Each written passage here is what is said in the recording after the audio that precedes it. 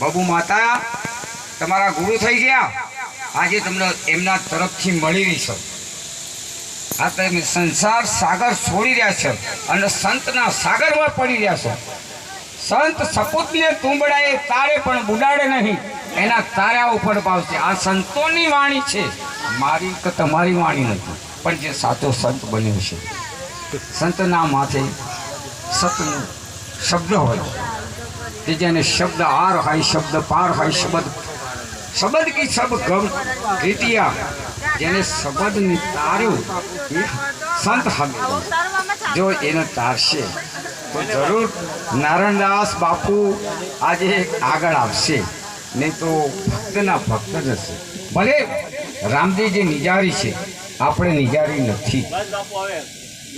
હા આપું પણ નિજાર સંપ્રદાય એ મોટો મહાન છે. આપણે છે બુંદના, એ નાદનો છે. એટલે આ સમજીને ચાદર ઓછું અને સાદરનું પ્રમાણ રાખવું. કોઈ સદગુરુ દેવનો જય.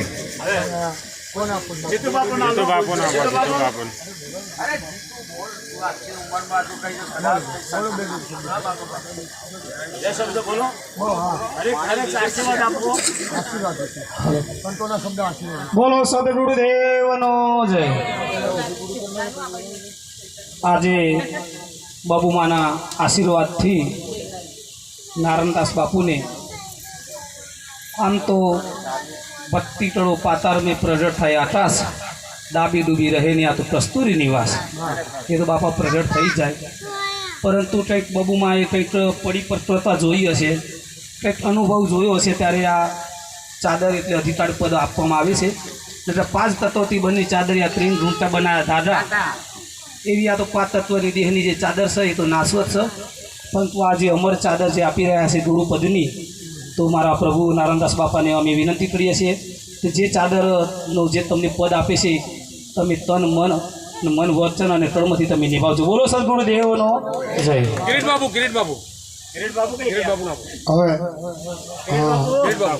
બોલો કિરીટ બાબુ, બોલો. બે શબ્દ બોલો. અરે સંતરૂપી બન્યા છો તો 2 શબ્દ બોલો. આ તમને લાવો છે ભલા મારા જીવનની અંદર. હા, વારે વારે અવસર નહીં મળે. હા, આ અવસર મળે ને પાપો છે લઈ.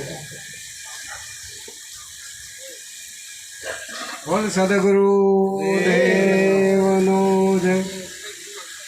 અનુરામ સાહેબનું જય. આજે આ પ્રસંગે શ્રી બાબુ માતાજી શ્રી નારાયણદાસ બાપુને ચદરવિધિ જે ચાદર અર્પણ કરવાના છે, એ ચાદર અર્પણ થતાં આજે નારાયણદાસ બાપુ તરીકે પદવી પામશે.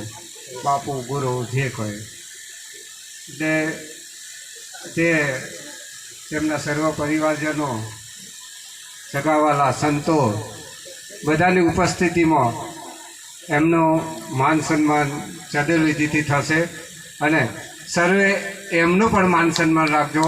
સૌ સગાવાલા, એમના ઘર કુટુંબીજનો, એમના તરફથી એમને બાબુ માતાજી તરફથી ચાદરવિધિ અર્પણ થશે. એટલે ચાદર એટલે 4 દર, અન્નત, ઓરત, ઉદ્દેશ અને પ્રસવ. 4 દરમાંથી મુક્ત થાય એને ચાદર અર્પણ થાય. બોલ સદગુરુ દેવનું જય. હા બાપુ, આપણે અમરાઈવાડીથી આવેલા એવા રાવદાસ બાપુને વિનંતી કરીએ કે આવો રાવદાસ બાપુ, આવો મેદાનમાં દિનેશ બાપુ કરો. આજ આનંદ કરો. બરાબર યાદ છે તો આબાદ છે.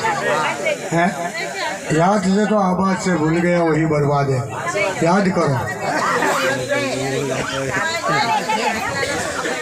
સરસ સરસ. આજે સંતોનો જે એક આશીર્વાદ રૂપી જે શબ્દ છે અને શબ્દરૂપી જે કંઈ મળી રહ્યું છે એ અતિ ઉત્તમ અને આનંદ છે. હમણાં જ બાપુએ કીધું છે કે ઉત્તમ છે અર્જુન, ઉત્તમ છે. ગુરુજીના દર્શન તો અર્જુન ઉત્તમ છે, બરોબર. એટલે એ રામદેવજીએ કીધું છે કે ઓમ સોમના વગડગાટ આ દિનમ દેશમાં માળ્યા પાઠ કહે રામદેવજી તમે સુનો અર્પિતી આ નામ તો છોડો અને એક રતિની વાત છે ભાઈ. જય ગુરુ મહારાજ.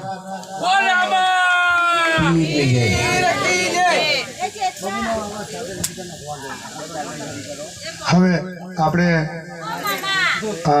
નરસિંહબાપુ બતાવો.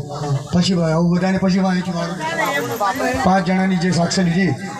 અમારો બાપુ ભરતેશ બાપુ બતાવો. ચાદર માટે ઉભા થઈ જાઓ. લોકો ચાદરનું કામકાજ છે.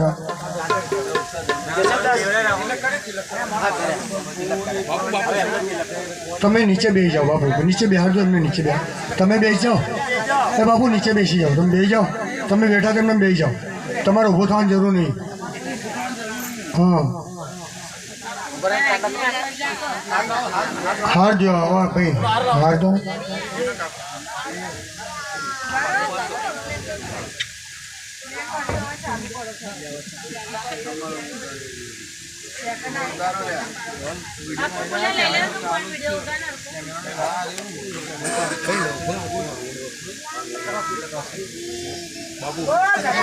હા પેલી કંકુ ચોખા લગો. અમારા લગ્નમાં આજ છે જોઈશું. હા